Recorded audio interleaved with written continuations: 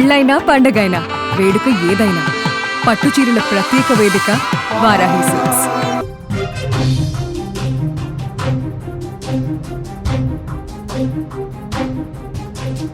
విద్యార్థుల ముందే పట్టపగలు అందరూ చూస్తుండగా ఇంగ్లీష్ టీచర్ని అత్యంత దారుణంగా హత్య చేసినటువంటి ఘటన ఇప్పుడు తీవ్ర కలకలం రేపుతుంది.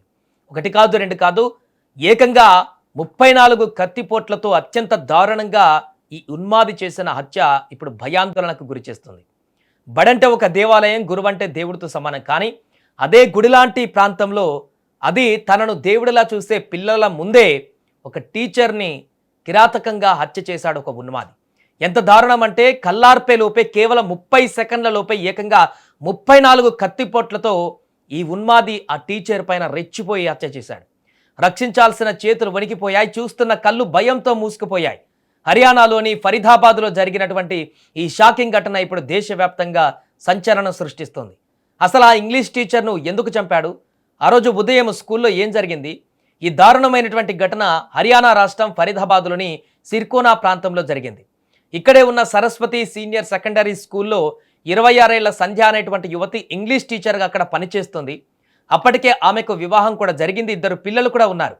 ఒక పక్క కుటుంబ బాధ్యతలు, మరొక పక్క స్కూల్లో పిల్లలకు విద్యాబుద్ధులు నేర్పిస్తూ ఎంతో గౌరవప్రదమైనటువంటి జీవితాన్ని గడుపుతుందామె. కానీ ఆమె జీవితంలోకి ఫరీదాబాద్లోని కోట్ ప్రాంతానికి చెందిన అమిత్ అనే 21 ఏళ్ల యువకుడు ఒక సైకోలాగా ప్రవేశించాడు. గత 2 ఏళ్లుగా సంధ్యను వెంబడించడం మొదలుపెట్టాడు.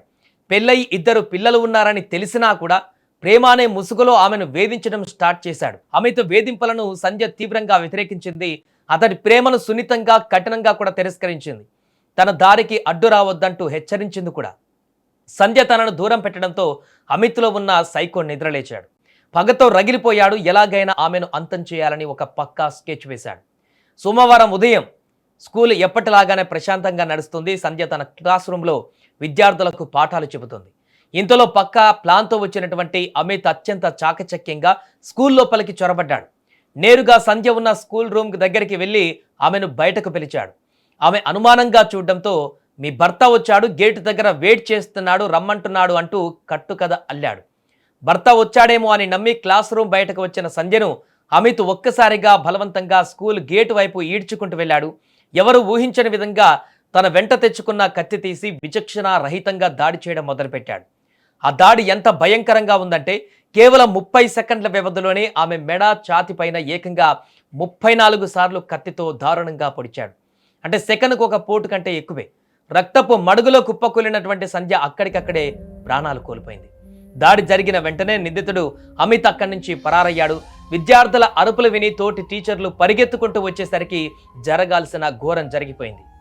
సమాచారం అందుకున్న ఫరీదాబాద్ పోలీసులు వెంటనే స్కూల్కి చేరుకున్నారు. స్కూల్ ఆవరణలో ఉన్న సీసీటీవీ కెమెరాలను పరిశీలించగా అమిత్ చేసిన ఈ కిరాతకం మొత్తం రికార్డ్ అయ్యింది.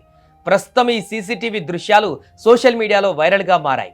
వీడియో ఆధారంగా పోలీసులు గాలింపు చర్యలు చేపట్టి నిందితుడు అమిత్ను అరెస్టు చేశారు. అతనిపై కఠినమైన సెక్షన్ల కింద కేసులు నమోదు చేసి విచారణ కొనసాగిస్తున్నారు. ఒక మనిషిని ప్రేమించడం తప్పు కాదు, కానీ ఆ ప్రేమను కాదన్నప్పుడు వాళ్ళ ప్రాణాలు తీసే హక్కు ఎవరికి లేదు.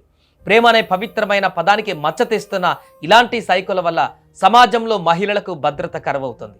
అది ఒక పాఠశాలలో పిల్లల ముందే ఇలాంటి దారుణం జరగడం సిగ్గుచేటు. ఆ 2 పిల్లలు ఇప్పుడు తల్లి లేని అనాథలైపోయినటువంటి పరిస్థితి ఏర్పడింది. ఈ ఘటన ఒక్కసారిగా ఆ ప్రాంతంలో కలకలం రేపింది.